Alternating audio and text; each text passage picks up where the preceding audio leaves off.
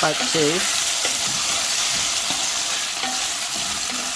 If you look, these are such great pans. Open it up a little bit, so you see the bottom. So, because I don't cook with any garlic or onion, minus that teeny tiny bit of chive, all this stuff here, all this on the bottom, I always sear my pan.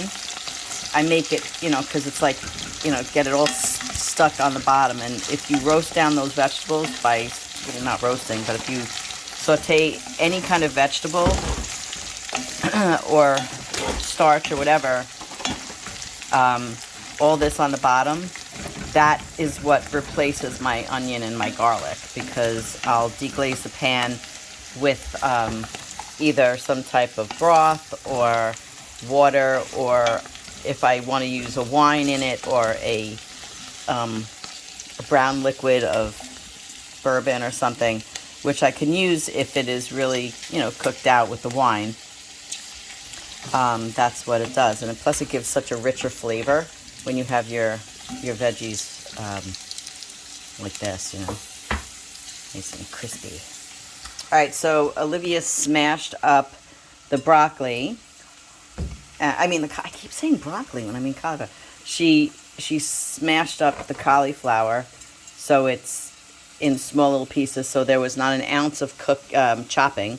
And then she put in a little bit of the basil, and as a hypermethylator, basil fires the adrenaline also, because it's a sulfur. So as you can see, there's only a teensy weensy bit of that in. Thanks, Liv. You just shot chicken at me. There's only a tiny bit of basil. I don't know what she's going to do. I'm just letting her do this because she's an amazing cook. So we just had a roasted chicken from the market, and now she is chopping up that chicken. What are you going to do? You're going to just throw that in the pot? Yeah. It's just going to be like a little chicken and potato soup. Okay. And then what are you going to do with the broccoli? I said it again, the cauliflower. I'm just going to add it in also.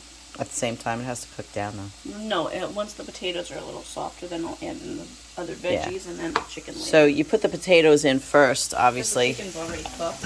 Yeah.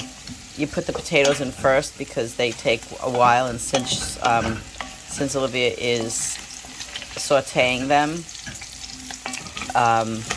they will take longer even as opposed to boiling them.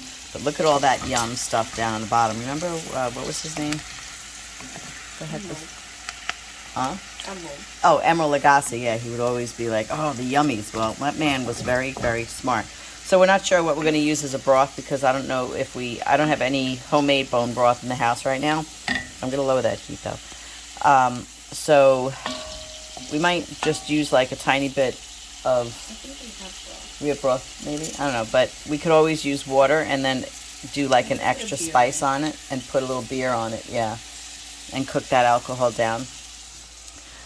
So the next veg we would put in is this cauliflower, because that'll take a little bit longer. And she's just tearing apart that chicken.